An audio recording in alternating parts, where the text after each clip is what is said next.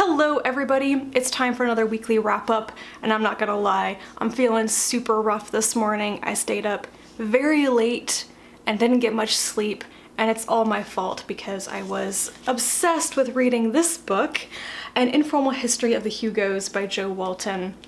I got it less than 24 hours ago and I'm already halfway through it, and yeah, I'm obsessed. It's really fun. It's totally my thing.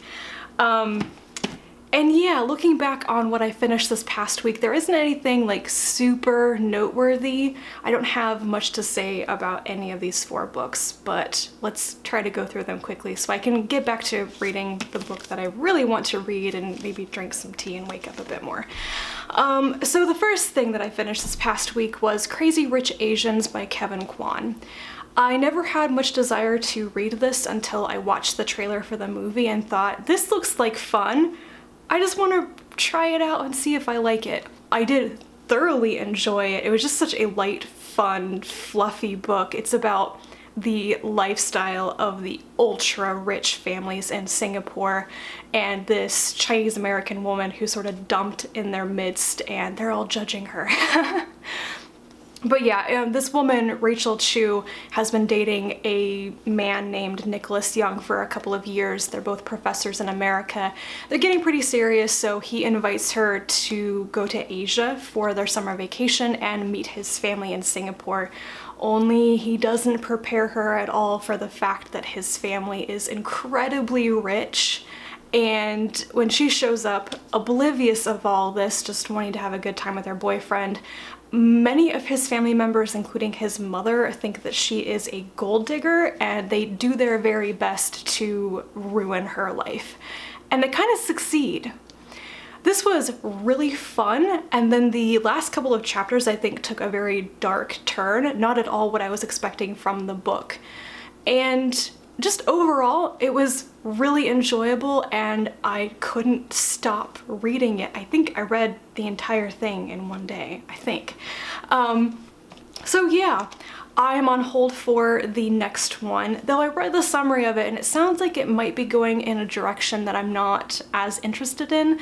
I'm really interested in Rachel and Nick's relationship and Rachel's attitude towards this wealthy lifestyle and the type of people that she meets, their behavior and everything, but I suspect that she gets talked around to actually accepting it in the next book, just from reading the summary, and I'm not sure how I feel about that, but I'm gonna give the second book a chance, and hopefully it's as fun as the first one, even if it's different in the plot or something. Then I finished this anthology, ExLibris, Stories of Librarians, Libraries, and Lore, edited by Paula Guran.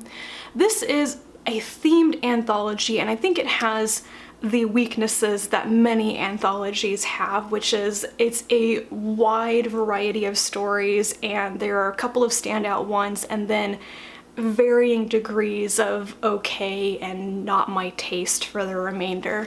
I think that this collection, this anthology, actually is better when taken as a whole than judge story by story, which is why I gave it 4 stars, even though a lot of the stories in here were mainly 3-star stories for me.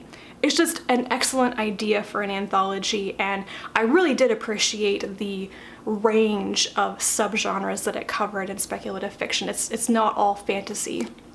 So I'll just run through some of the stories that I want to mention here.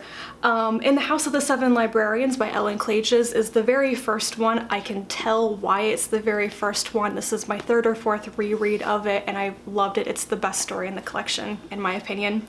Then there is In Libris by Elizabeth Bear. This is also a reread for me. I originally read it in Uncanny magazine when it was first published, and I adored it there. I have to say that upon rereading, it wasn't as amazing as I remember it being, but it was still one of the best stories in this collection for me.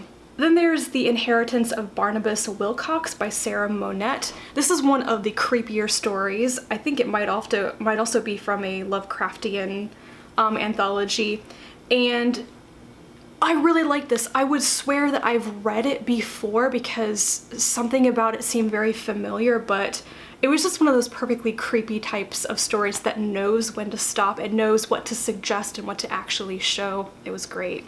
The Librarian's Dilemma by E. Saxey is probably the best story from here that I read for the first time. It really tackles the two different types of librarians and libraries.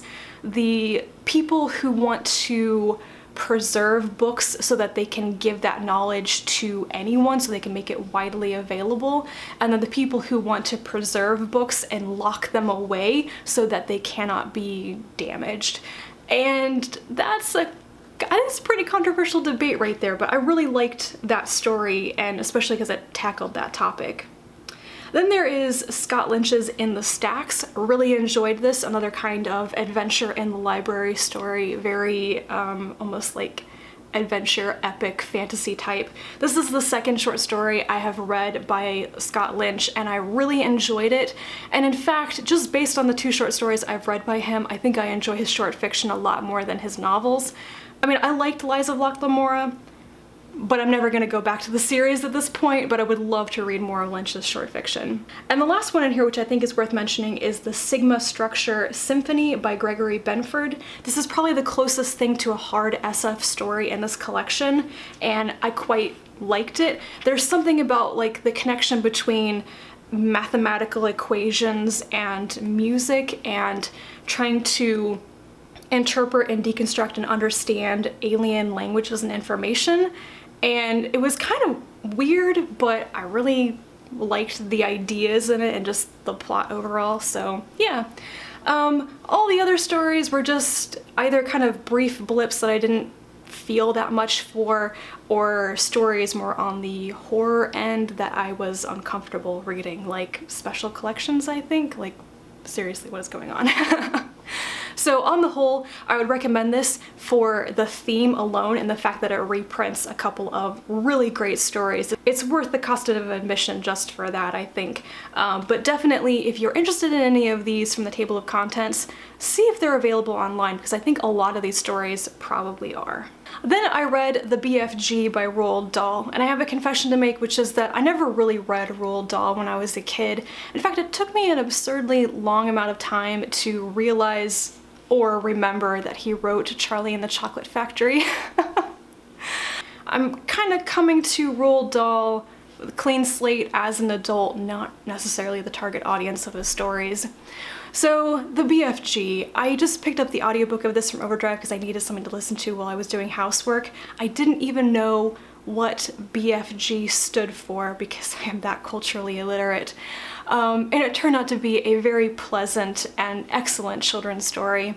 This is about a little girl named Sophie who is plucked out of her bedroom through the window by a giant in the middle of the night when he catches her seeing him.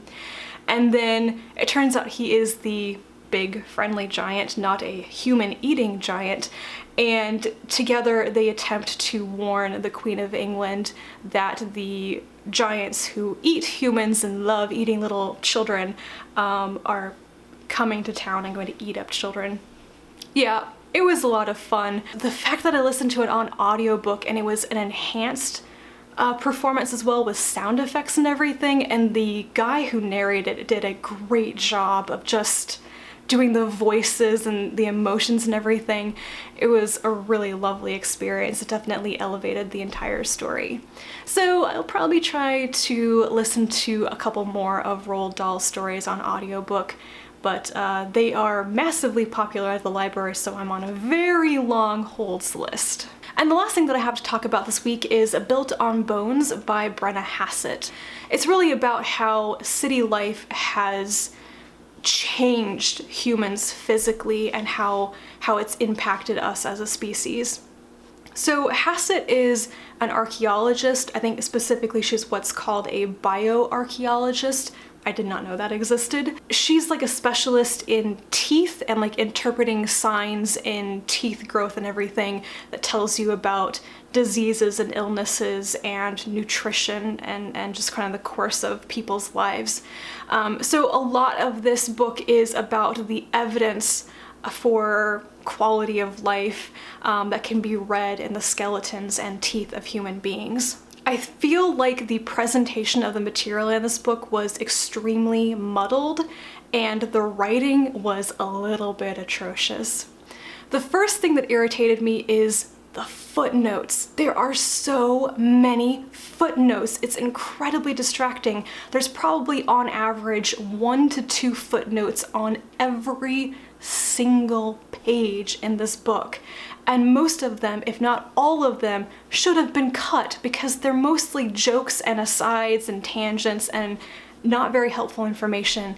And they're so distracting for the flow of the book, just reading it. You can try to ignore them, but it's really hard. The second thing is that Hassett is not very clear about who she is writing to. This is a popular science book meant for the layperson, but a lot of the language really veers into academic phrasing. I think the average person will really struggle with some of the terminology and language that she uses. And then the last thing, which I think was probably the worst thing about reading this book, is how long the sentences were. The sentences were so convoluted because Hassett can't rein herself in from making all of these asides. She'll start out a sentence, interrupt it with a whole other sentence jammed in the middle of it, and then continue on with the original sentence. It's really confusing.